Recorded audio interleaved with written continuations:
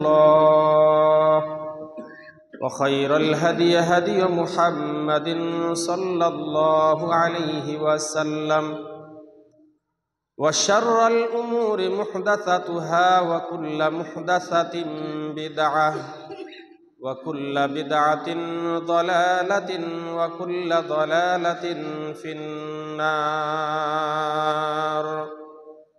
أعوذ بالله من الشيطان الرجيم. بسم الله الرحمن الرحيم. يا أيها الناس اتقوا ربكم الذي خلقكم من نفس واحدة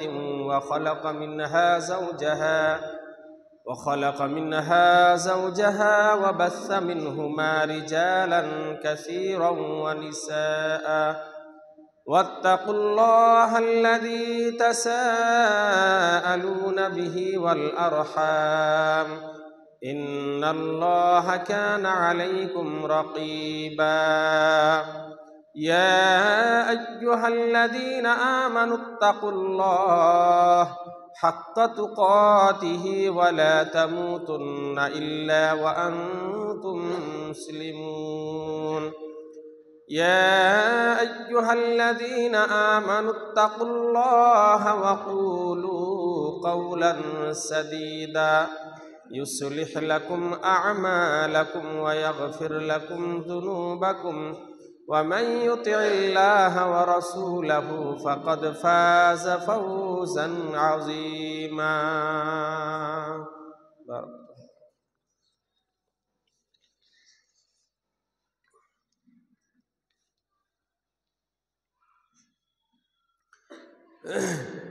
الحمد لله الذي هدانا لهذا وما كنا لنهتدي لولا أن هدانا الله. أما بعد فأعوذ بالله من الشيطان الرجيم. يا أيها الذين آمنوا كتب عليكم الصيام كما كتب على الذين من قبلكم لعلكم تتقون. شهر رمضان الذي أنزل فيه القرآن هدى للناس وبينة من الهدى والفرقان فمن شهد منكم الشهر فليصم.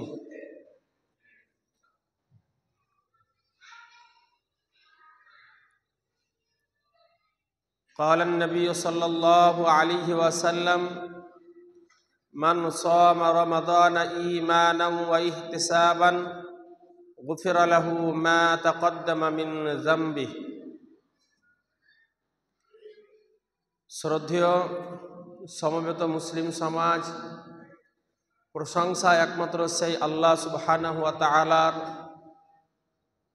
জন্যই, যেই মহান আল্লাহ সুবহানাহু ওয়া তাআলার অশেষ দয়ায় আজকে আবার আমরা এই জুমাবারে পবিত্র জুমার দিনে জামি মসজিদে জুমার খুতবা বলার এবং শোনার জন্য উপস্থিত হতে পেরেছি। সেই মহান আল্লাহ সুবহানাহু ওয়া তাআলার সংক্ষিপ্ত আকারে শুকরিয়া আদায় করে বলি আলহামদুলিল্লাহ। তারপরে পরেই দরুদ পরিবেশন করি সেই মহামানবের উপর যিনি দুঃখ কষ্টকে সহ্য করে ইসলাম খানাকে প্রচার প্রসার করে গিয়েছেন।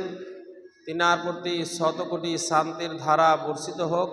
আল্লাহুম্মা সাল্লি আলাইহি আল্লাহুম্মা বারিক আলাইহি। ব্রাদারান ইসলাম,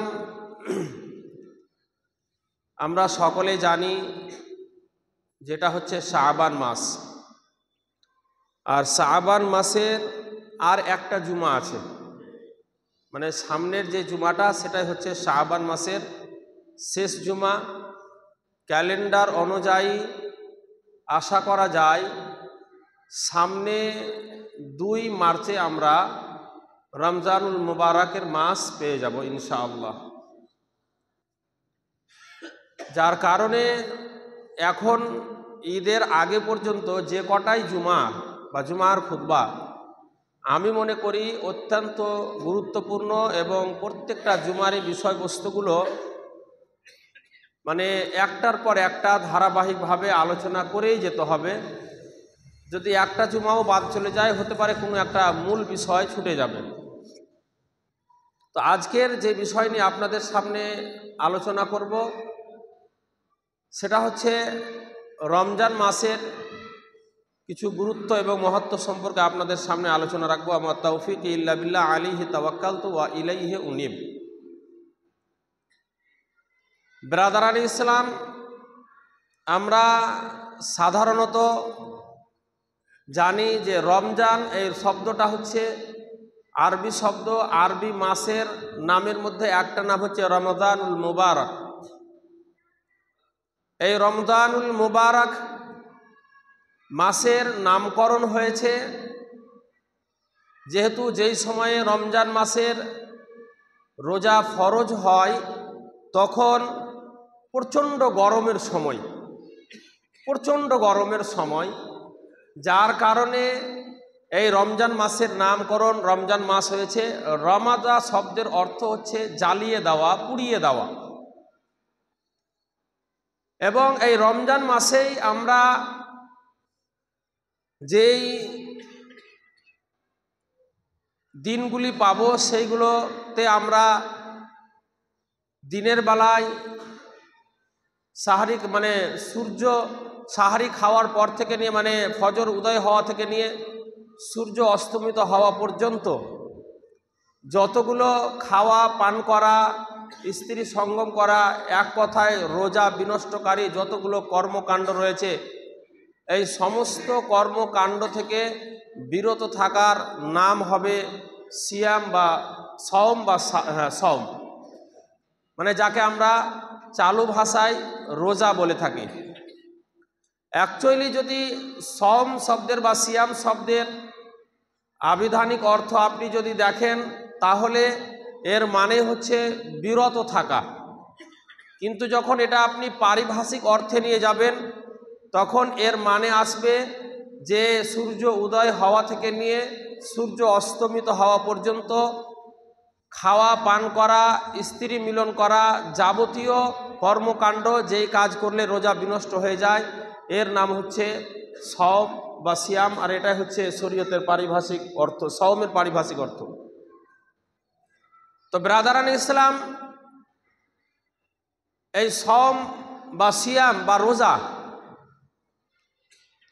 এই রোজার বিষয়টা যদি আমরা দেখতে যাই তাহলে এটা আদম আলাইহিস সালামের পর থেকে নিয়েই আমাদের নবী মুহাম্মদ মুস্তাফা সাল্লাল্লাহু আলাইহি ওয়াসাল্লামের পর্যন্ত আমাদের নবীর আগে যতগুলো নবী এবং রাসূল এসেছিলেন প্রত্যেকটা নবী এবং রাসূলের উপরে এই রমজান মাসের রোজাকে ফরজ করা হয়েছে।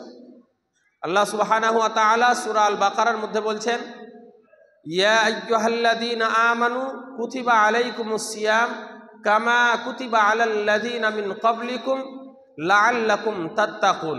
হে ঈমানদারগণেরা, তোমাদের উপরে রমজান মাসের রোজাকে, সিয়ামকে ফরজ করা হয়েছে। কামা কুতিবা আলাল্লাযীনা মিন ক্বাবলিকুম, শুধু তোমাদের উপরে নয়, তোমাদের পূর্বে যতগুলো নবী এবং রাসূল এসেছিল প্রত্যেকটা নবী এবং রাসূলের উম্মতের উপরে রমজান মাসের রোজাকে ফরজ করা হয়েছিল। কেন ফরজ করা হয়েছিল? লাআল্লাকুম তাত্তাকুন, যাতে তোমরা মুত্তাকি হতে পারো, আল্লাহ ভীরু হতে পারো, যাতে তোমরা আল্লাহর নৈকট্য লাভ করতে পারো।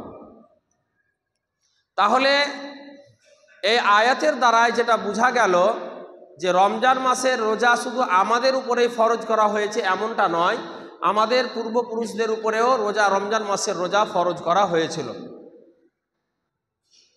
এই রমজান মাসের রোজা ফরজ হওয়ার আগের ইতিহাস হচ্ছে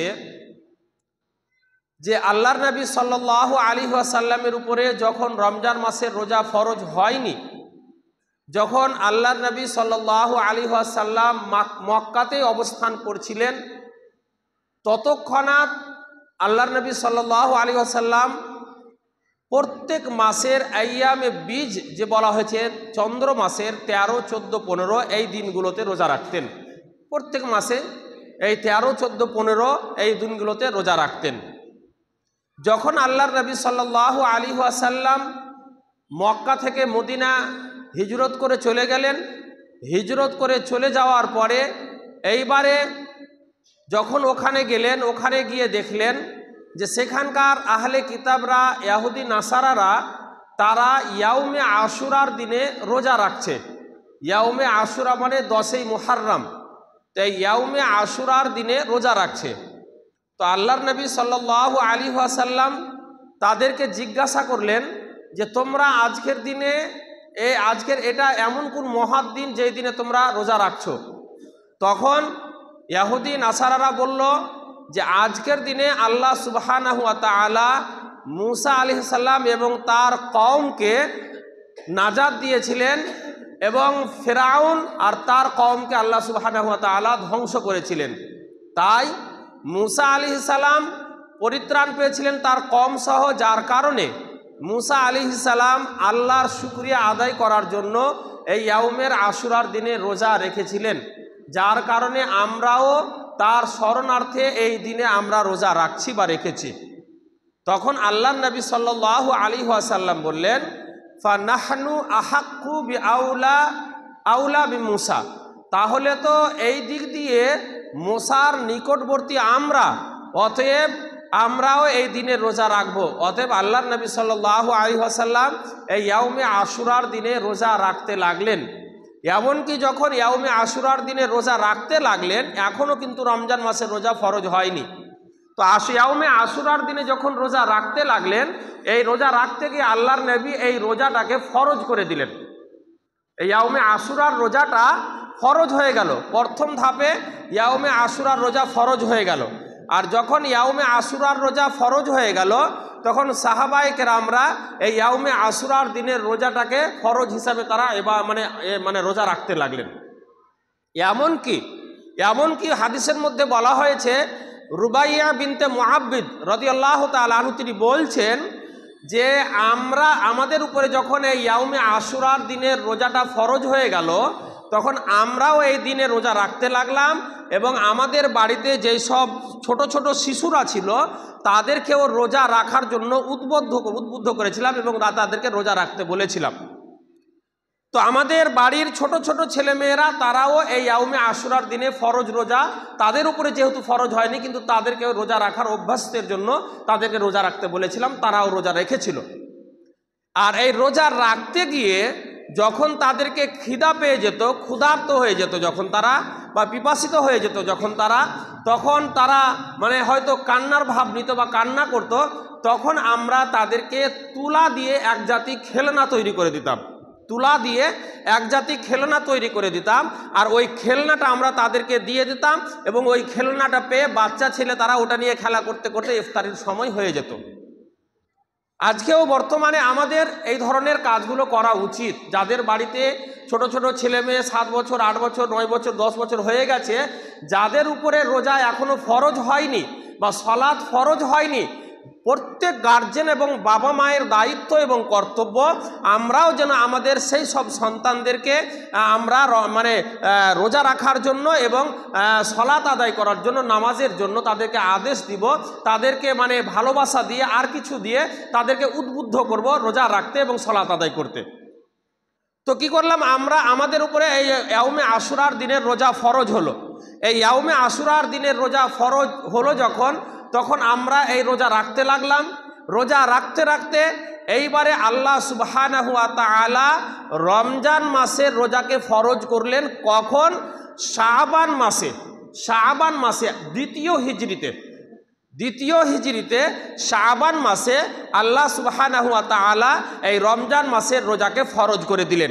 এইবারে যখন রমজান মাসের রোজা ফরজ হয়ে গেল, তখন ইয়াউমে আশুরার রোজাটা ফরজ হওয়াটা মানসুখ হয়ে গেল, রহিত হয়ে গেল, যেহেতু আর এটা ফরজ থাকলো না, এটা নফল হয়ে গেল। এইবারে যখন রমজান মাসের রোজাটা ফরজ হয়ে গেল, ফরজ হওয়ার পরেও কিন্তু এটা একেবারে অতটা জোরালোভাবে ফরজ হয়ে যায়নি। কেমন হয়েছিল? অতটা জোরালোভাবে ফরজ হয়ে যায়নি। প্রথম যখন ফরজ হলো, ফরজ হওয়ার সাথে সাথে আল্লাহ সুবহানাহু ওয়া তাআলা বলেছেন ওয়া আলাল্লাযীনা ইউতীকুনাহু ফিদয়াতুন তুআমু মিসকিন ফামান তাতাওয়া খায়রান ফাহুয়া খায়রুল লাহু ওয়া আন তাসুমু খায়রুল লাকুম ইন কুনতুম তা'লামুন। সূরা বাকারা আয়াত নম্বর 184। যখন রমজান মাসের রোজা ফরজ হয়ে গেল, তো ফরজ হওয়ার পরে প্রথমত একটু ছাড় দেওয়া হলো। ছাড় হলো কি, যে তোমাদের মধ্যে যারা ইচ্ছা করবে এই রমজান মাসে রোজা রাখবে, আর যারা ইচ্ছা করবে না যে রমজান মাসে রোজা রাখবো না, ওয়া আলাল্লাযীনা ইউতীকুনাহু ফিদয়াতুন তুআমু মিসকিন, তাহলে তারা যেন কি করে, এই রোজা রাখার পরিবর্তে মিসকিনকে যেন ফিদিয়া দিয়ে দেয়, ফিদিয়ে। আর এটা যখন হয়ে গেল, তাহলে যারা সামর্থ্যবান ব্যক্তি, যারা রোজা রাখতে পারবে, তারপরেও সামর্থ্যবান, আর্থিক দিক দিয়ে যারা সামর্থ্যবান ব্যক্তি, তারা কিছুটা ঢিল পেয়ে গেল, যার কারণে তারা এই আয়াত অনুযায়ী কেউ রোজা রাখতো, আবার কেউ রোজা রাখতো না, এর পরিবর্তে ফিদিয়া তারা দিয়ে দিতেন। কিন্তু আল্লাহ সুবহানাহু ওয়া তাআলা বলেছেন যে তোমাদের জন্য উত্তম হবে যে তোমরা রোজা রেখে নিবে, এটা তোমাদের জন্য উত্তম হবে। তো যেহেতু এটা একটা ছাড়, যে যদি তোমরা রোজা না রাখো তাহলে তোমরা এর পরিবর্তে মিসকিনকে ফিদিয়া দিয়ে দিবে। এইভাবে তখন মুসলমানেরা, সাহাবায়ে কেরামরা রোজা রাখতে লাগলেন। রাখতে রাখতে পরবর্তী এইবারে আয়াত অবতীর্ণ হলো সূরা বাকারার 185 নম্বর আয়াত। আল্লাহ সুবহানাহু ওয়া তাআলা বললেন, শাহরু রমাদানাল্লাযী উনজিলা ফীহিল কুরআন, রমজান হচ্ছে সেই মাস যেই মাসে আল্লাহ সুবহানাহু ওয়া তাআলা কোরআনকে অবতীর্ণ করেছেন। এবং এর আরেকটু পরবর্তী অংশে বলছেন আল্লাহ সুবহানাহু ওয়া তাআলা, ফামান শাহিদা মিনকুমুশ শাহরা ফালিয়াসুমহু, তোমাদের মধ্যে যে কেউ এই মাসটা পাবে সে যেন রোজা রাখে। ফামান শাহিদা মিনকুমুশ শাহরা ফালিয়াসুমহু, তোমাদের মধ্যে যে কেউ এই মাস পাবে এবং সুস্থ অবস্থায় থাকবে, মুসাফির থাকবে না, সে যেন কি করে, রোজা রাখে। এইবারে যখন এই আয়াত অবতীর্ণ হয়ে গেল, তখন এই যে আগের আয়াত যেটা, যে তোমরা হয় রোজা রাখো, আর রোজা যদি না রাখো তাহলে এর পরিবর্তে তোমরা ফিদিয়া দিয়ে দিবে, এই আয়াতটা এই আয়াতের এই অংশটা মানসুখ হয়ে গেল। কারণ এইবারে প্রত্যেক সামর্থ্যবান ব্যক্তিকে, শারীরিক দিক দিয়ে সুস্থ সামর্থ্যবান ব্যক্তিকে কি করতে হবে, রোজা রাখতে হবে। আর রোজা রাখতে যে পারবে তার জন্য আর ফিদিয়া দেওয়া চলবে না। রোজা যে রাখতে পারবে তার জন্য আর ফিদিয়া দেওয়া চলবে না, তাহলে তাকে কি করতে হবে, রোজা রাখতে হবে। এইবারে রোজা যখন ফরজ হয়ে গেল, তো রমজান মাসের রোজা যখন ফরজ হয়ে গেল, তো ফরজ রোজার কিন্তু 3টা প্রকার রয়েছে। 3টা প্রকার, একেই তো রোজার 2 প্রকার রয়েছে। এক হচ্ছে ফরজ রোজা, দ্বিতীয় হচ্ছে নফল রোজা। ফরজ রোজা হচ্ছে আবার 3 প্রকারের, ফরজ রোজা আবার 3 প্রকারের। 3 প্রকারের ফরজ রোজা কি? এক হচ্ছে রমজান মাসের রোজা, দ্বিতীয় হচ্ছে কাফফারার রোজা। কাফফারা বুঝেন, জরিমানার রোজা। জরিমানা কি? যেমন আপনি রমজান মাসে রোজা করতে গিয়ে দেখা গেল যে দিনের বেলায় স্ত্রী সঙ্গম করে ফেলেছেন, রোজা থাকা অবস্থায় দিনের বেলায় স্ত্রী সঙ্গম করে ফেলেছেন। এখন আপনার জন্য জরিমানা হলো যে হয় আপনাকে 60টা মিসকিনকে খাওয়াতে হবে, বা হয় আপনাকে কি করতে হবে, 60 দিন পরস্পর রোজা রাখতে হবে। আর এই 60 দিন পরস্পর রোজা রাখতে গিয়ে আপনি যদি একদিনও দিনের বেলায় রোজা একদিনও যদি রোজা ভেঙে দেন, রোজা না করেন, তো আবার আপনাকে 1 থেকে নিয়ে 60 দিন রোজা রাখতে হবে। তো এটা হলো কাফফারার রোজা, জরিমানা শুরু। আরও কিছু আছে কাফফারার রোজা। তো কথা হচ্ছে যে এইবারে তাহলে হয়ে গেল কি, যে ফরজ রোজা। আর একটা রোজা কি, নজর মানার রোজা। যদিও নজর মানার রোজার বিষয়টা নিয়ে ইখতিলাফ আছে, তারপরেও হচ্ছে নজর মানার রোজা। নজর মানার রোজা মানে আপনি একটা নজর মেনেছেন যে আল্লাহ যদি আমার এই কাজটা হয়ে যায়, কোনো একটা ভালো কাজের আপনি নজর মেনেছেন যে আমার যদি এই কাজটা হয়ে যায় তাহলে আমি একটা রোজা রাখবো। এখন দেখা গেল আপনার ওই কাজটা হয়ে গেল, এই রোজাটা আপনার জন্য ফরজ হয়ে আছে, আপনাকে এই রোজাটা রাখতে হবে। এটাকে বলা হয় নজর মানা রোজা। তো তারপরেও এই রোজার বিষয়টা নিয়ে ইখতিলাফ আছে। তো যাই হোক, কথা হলো এইবারে রমজান মাসের রোজা ফরজ হয়ে গেল। তো রমজান মাসের রোজা যখন ফরজ হয়ে গেল, তো এইবারে রোজা ফরজ হয়ে যাওয়ার পরে রোজা ফরজ হলো। এখন কথা হলো যে যখন রমজান মাসের রোজা ফরজ হলো, তো রোজা রাখবে কারা কারা? রোজা রাখবে কারা কারা? রোজা রাখবে, প্রথম কথা হলো যে সুস্থ শরীরে যারা মুকিম অবস্থায় থাকবে, সুস্থ শরীরে থাকবে তারা রোজা রাখবে, তারা রোজা রাখবে। কিন্তু মুসাফির যদি হয় তাহলে মুসাফিরের জন্য দুই রকম রয়েছে। একজন মুসাফির সফরে আছে, সে যদি তার সাধ্য হয়, সে যদি তার যদি ক্ষমতা হয় তাহলে সফরের অবস্থাতে হয় সে রোজা রাখবে, আর নইলে সে রোজা ছেড়ে দিবে, সেটা পরে কাজা করবে। এটা হচ্ছে একদিক। দ্বিতীয় দিক হলো যে রোজা রাখবে আর কারা? রোজা রাখবে মানে আপনার রোজা রাখবে এরা সামর্থ্যবান, মানে হয়ে গেল। তারপর রোজা রাখবে না কারা? রোজা রাখবে না কারা? রোজা রাখবে না কারা? যেমন শিশুদের উপরে রোজা ফরজ নেই, তারপরেও যদি শিশুরা রোজা রাখে, যেমন আগে হাদিসটা বললাম যে সাহাবীরা বা সাহাবায়ে কেরামরা তাদের বাড়িতে ছোট ছোট ছেলে মেয়েদেরকে রোজা রাখার জন্য উদ্বুদ্ধ করতেন। তো আপনিও যদি আপনার ছোট ছোট ছেলে মেয়েদেরকে রোজা রাখার জন্য উদ্বুদ্ধ করেন, তাহলে তার উপরে যেহেতু রোজা ফরজ নেই, এখন আপনি উদ্বুদ্ধ করেছেন, আপনার সন্তান রোজা রেখেছে, আপনার সন্তান রোজা রাখার কারণে নেকিটা আপনি পাবেন, নেকিটা আপনি পাবেন। অতএব বাড়ির শিশুদেরকেও রোজা রাখাতে পারেন, যদিও তার উপরে রোজা ফরজ নেই। আর রোজা ফরজ নেই কার উপরে? পাগলের উপরে, একেবারে পাগল, জ্ঞানহীন ব্যক্তি, জ্ঞানহীন ব্যক্তি, পাগল ব্যক্তি, যার ভালো মন্দ বোঝার কোনো ক্ষমতা নেই, এই ধরনের ব্যক্তির উপরে রমজান মাসের রোজা ফরজ নেই বা রোজা ফরজ নেই। তারপরে অক্ষম ব্যক্তি, অক্ষম ব্যক্তি মানে অসুস্থ ব্যক্তি। ধরেন অসুস্থ ব্যক্তি, এই অসুস্থ ব্যক্তির বিষয়টা যদি আপনি দেখেন, অসুস্থ ব্যক্তির মধ্যে কয়েক প্রকারের মানুষ পড়ে, কয়েক প্রকারের। এক প্রকারের মানুষ পড়ে আপনার বৃদ্ধ মানুষ, একেবারে বৃদ্ধ মানুষ, তাহলে এ হচ্ছে একটা অক্ষম ব্যক্তি। আর একটা ব্যক্তি পড়ে যেটা আপনার একেবারে অসুস্থ, চিররোগী ব্যক্তি। এক তো স্থায়ী এক অস্থায়ী অসুস্থ, আর একটা স্থায়ী চিররোগী। তাহলে অস্থায়ী অসুস্থ যে ব্যক্তি, এই ব্যক্তি কিন্তু যতদিন অসুস্থ থাকবে ততদিন রোজা রাখবে না, পরে যখন আবার সে সুস্থ হবে, যে কটা রোজা তার ছুটেছে এগুলো কাজা করে নেবে। কিন্তু চিররোগী যে ব্যক্তি, যার ব্যাপারে ডাক্তার বলে দিয়েছেন যে আপনার রোজা রাখতে গেলে চরম অসুবিধা হতে পারে বা আপনার দ্বারায় আর রোজা রাখা যাবে না, এখন সে অসুস্থ ব্যক্তি। এখন এই অসুস্থ চিররোগী ব্যক্তি যটা দিন সে রোজার যটা দিন তার রোজা ছুটবে বা রোজা রাখতে পারবে না, তাহলে সেই পরিবর্তে তাকে কি করতে হবে? মিসকিনকে খাদ্য দান করতে হবে, মিসকিনকে খাবার দিতে হবে, তার পরিমাণটা তাকে দিতে হবে, তার পরিমাণটা দিতে হবে। এইবারে কথা হলো যে এর মধ্যে আর এক ধরনের পড়ে যায়, এক গর্ভবতী মহিলা, যারা গর্ভবতী মহিলা মা বোনেরা রয়েছেন তাদের বিষয়টা।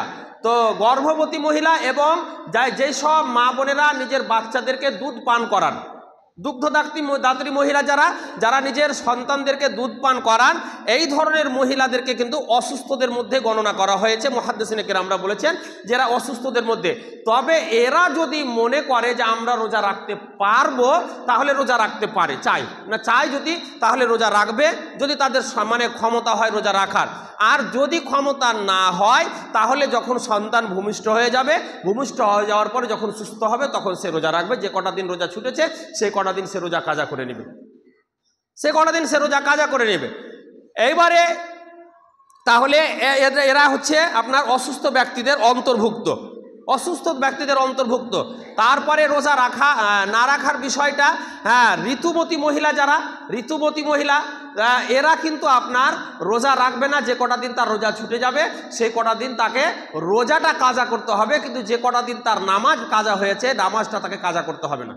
রোজার ক্ষেত্রে কিন্তু কাজা করতে হবে 3 দিন 4 দিন 5 দিন। যেই মহিলার ঋতু হয়, হাইজ হয়, এই মহিলা 3 দিন 4 দিন বা 5 দিন রোজা রাখবে না, কিন্তু নামাজও তো পড়বে না। কিন্তু পরবর্তীতে সে যখন ভালো হয়ে যাবে, গণনা করে রমজান মাসের পরে সে কিন্তু কি করবে? রোজাটা কাজা করে নেবে, বাকি নামাজগুলো তাকে পুনরায় পড়তে হবে না। তেমনিভাবে নিফাসরত মহিলা, নিফাস মানে বলা হয়েছে যেই মহিলার সন্তান ভূমিষ্ঠ হয়েছে। তো সন্তান ভূমিষ্ঠ হওয়ার পরে সাধারণত মহিলাদের ম্যাক্সিমাম নিফাসের রক্তটা যাওয়ার ম্যাক্সিমাম ডেট হলো 40 দিন, ম্যাক্সিমাম একবারে শেষ ডেট হলো 40 দিন। অনেক মহিলার একদিন 2 দিন থেকে নিয়ে 40 দিন পর্যন্ত ব্লাড যায়। তাহলে 40 দিন পর্যন্ত যদি ব্লাড যায় তাহলে তাকে 1 মাস, মানে ধরেন রমজান মাসের শুরুতে হলো, তার সন্তান হয়েছে, এখন 40 দিন পর্যন্ত তার মানে ব্লাড চলে গেল, তাহলে 1 মাস পুরো তার রোজা কাজা হয়ে গেল। তাহলে এই কাজা রোজাটা পরবর্তী মাসে সুস্থ হবে। তখন সে প্রত্যেক মাসে যদি মনে করে আমি 3টা 4টা 5টা করে রেখে আমি রোজাগুলো করে নেব, করতে পারে বা করতে হবে, কাজা রোজা তাকে করতে হবে। তেমনি ভাবে অনেক মহিলার কিন্তু এই নেফাসের রক্তটা কারো 12 দিনেও ভালো হয়ে যায়, 15 দিনেও ভালো হয়ে যায়, 17 দিনেও ভালো হয়ে যায়, মানে এক কথায় 40 দিনের আগেও অনেক মহিলার ভালো হয়ে যায়। এখন দেখা গেল যে আপনার মানে সন্তান হওয়ার পরে 15 দিনের দিনে আপনার মানে ওই মা এবং বোনদের যারা মানে সন্তান ভূমিষ্ঠ হয়েছে যাদের, তাদের নেফাসের রক্ত হওয়া বন্ধ হয়ে গেছে, এখন সে পবিত্রা। অতএব এখন যখন সে পবিত্রা তখন তার উপরে নামাজও ফরজ, রোজাও ফরজ। এই জায়গাটা আর একটা কথা বলে দিই, অনেক মা এবং বোনেরা যাদের সন্তান ভূমিষ্ঠ হয় তারা কিন্তু একটা ভুলে পড়ে থাকে যে দেখা গেল তার সন্তান ভূমিষ্ঠ হওয়ার পরে 15 দিনের দিনে 14 দিনের দিনে তার রক্ত যাওয়া বন্ধ হয়ে গেছে। এখন যখন বন্ধ হয়ে গেছে সে কিন্তু ওই যে একটা ভুলে পড়ে আছে যে 40 দিন পর্যন্ত তো নামাজ রোজা লাগবে না, এখন তার রক্ত প্রবাহিত হওয়া বন্ধ হয়ে গেছে, তার উপরে গোসল ফরজ হয়ে গেছে, গোসলের পরে নামাজ এবং রোজা সব ফরজ হয়ে গেছে। জয় দিনের দিন ভালো হবে তয় দিন থেকেই। এখন যদি কেউ এই ভুলে পড়ে থেকে 40 দিন পর্যন্ত নাই করে তাহলে যটা দিন তার নামাজ ছুটবে তটা দিন সে কাবিরা গুনাহ করলো, কাবিরা গুনাহ করলো, বড় গুনার অন্তর্ভুক্ত হলো সে। অতএব এটা ভালো করে মাথায় রাখা দরকার এবং মা বোনদেরকে আপনারাও বুঝিয়ে দেবেন এই জিনিসগুলো। বুঝে না অনেক মা বোনেরা বুঝে না এবং এই প্রশ্নগুলো করে যে 40 দিনের আগে মৌলানা সাহেব নামাজ রোজা লাগবে কি লাগবে না। যেদিন ব্লাড শুকিয়ে যাবে সেই দিনই তাকে ফরজ গোসল করে তারপর থেকে তাকে নামাজ করতে হবে। রোজা তার উপরে ফরজ থাকলে, মানে রোজার মাস থাকতে গেলে রোজাও করতে হবে। এটা ভালো করে মাথায় রাখবেন। এইবারে আমরা চলে আসি, যেহেতু রমজান মাসের ব্যাপারে আরও কিছু বলার আছে, তো আমি আর সেই দিকে আর যাচ্ছি না, পরবর্তী সপ্তাহে ইনশাল্লাহ আপনাদের সামনে আলোচনা রাখবো। এখন কথা হলো যে রমজান মাসের সিয়াম, মানে রমজান মাসের রোজা বিনা অজুরে যারা ছেড়ে দেয়, রোজা রাখে না, অনেক যুবক ভাই রয়েছে, শক্তিশালী, হাট্টা কাট্টা শরীর, সুন্দর শরীর, একেবারে সুস্থ শরীর, তার রোজা রাখতে কোনো রকমের কোনো কষ্ট হবে না। আরে রোজা রাখতে গিয়ে তো একটু কষ্ট হবেই। রোজা রাখতে গিয়ে সারাদিন আপনি পানাহার থেকে মানে খাদ্য পানাহার থেকে আপনি বিরত থাকবেন, তো আপনার একটু কষ্ট হবে না? যারা রোজা রাখেন তাদের কষ্ট হয় না? এই কষ্টের জন্যই তো আল্লাহ সুবহানাহু ওয়া তাআলা আপনার বিশেষ করে শুধুমাত্র রোজাদারদের জন্য একটা জান্নাতের দরজাই উন্মুক্ত করে রাখবেন, তার নাম হচ্ছে বাবুর রাইয়ান। যেই দরজা দিয়ে শুধুমাত্র রোজাদারেরা প্রবেশ করতে পারবে, অন্য কেউ না। এটা স্পেশালি রমজান রোজাদারদের জন্যই করা হয়েছে। এবং রোজাদারদের বিষয়ে ফজিলতের ব্যাপারে, মর্যাদার ব্যাপারে বলা হয়েছে যে রমজান মাসে যারা কোরআন তেলাওয়াত করবে এবং রোজা রাখবে, তো কিয়ামতের দিনে এই কোরআন এবং এই রোজা বা সিয়াম আল্লাহ সুবহানাহু ওয়া তাআলার কাছে এই ব্যক্তিকে জাহান্নাম থেকে বাঁচার জন্য ঢাল হয়ে দাঁড়িয়ে যাবে, ঢাল হয়ে। আর আল্লাহকে বলবে, আল্লাহ একে আমি সারাদিন সূর্য উদিত হওয়া থেকে নিয়ে একেবারে সূর্য অস্তমিত হওয়া পর্যন্ত, একবারে শুবে সাদেক হওয়া থেকে নিয়ে একবারে সূর্য অস্তমিত হওয়া পর্যন্ত একে স্ত্রী সঙ্গম, খাওয়া পান করা, এক কথায় রোজা বিনষ্টকারী যেই সব জিনিস কর্মকাণ্ড ছিল সেই থেকে তাকে আমি তাকে বিরত রাখা হয়েছিল, আমি বিরত রেখেছিলাম। অতএব আল্লাহ তুমি একে জাহান্নামে দিও না। কোরআনও তেমনি ভাবে, যারা আমরা আজকে রমজান মাসে কোরআন তেলাওয়াত করি না, এমনি দিনে তো কোরআন তেলাওয়াত করতে হয়, কিন্তু রমজান মাসে কোরআন তেলাওয়াতের বিশেষ একটা ফজিলত রয়েছে। কারণ যে রমজান মাসে কোরআন অবতীর্ণ হয়েছে। অতএব এই কোরআন যদি আপনি রমজান মাসে বেশি বেশি তেলাওয়াত করেন তাহলে এই কোরআন পর্যন্ত, এবং এমনি দিনেও যদি তেলাওয়াত করেন তাহলে এই কোরআন পর্যন্ত আপনার জন্য ঢাল হয়ে দাঁড়াবে, আপনাকে জাহান্নামে যেতে দেবে না, আল্লাহর কাছে সুপারিশ করবে, আপনার জান্নাতে যাওয়ার জন্য আল্লাহর কাছে সুপারিশ করবে। তারপরে রোজা থাকার বিষয়ে আর একটা হাদিসের মধ্যে বলা হয়েছে, আল্লাহর নবী সাল্লাল্লাহু আলাইহি ওয়াসাল্লাম বলেছেন, মান সামা রমাদানা ঈমানান ওয়া ইহতিসাবান গুফিরা লাহু মা তাকদ্দামা মিন যামবি। যেই ব্যক্তি মান সামা রমাদানা, রমজান মাস পেল এবং রমজান মাসে সিয়াম পালন করলো ঈমানের অবস্থায় এবং ইহতিসাবান আন্তরিকতার সাথে, তাহলে আল্লাহ সুবহানাহু ওয়া তাআলা গুফিরা লাহু মা তাকদ্দামা মিন যামবি, তার পূর্বেকার যত রকমের সাগীরা গুনাহ রয়েছে সমস্ত সাগীরা গুনাহগুলোকে আল্লাহ সুবহানাহু ওয়া তাআলা মাফ করে দিবেন। শুধু তাই নয়, তারপরে আরেকটা বিষয়, রমজান মাসের রোজা ত্যাগকারীর বিষয়টা।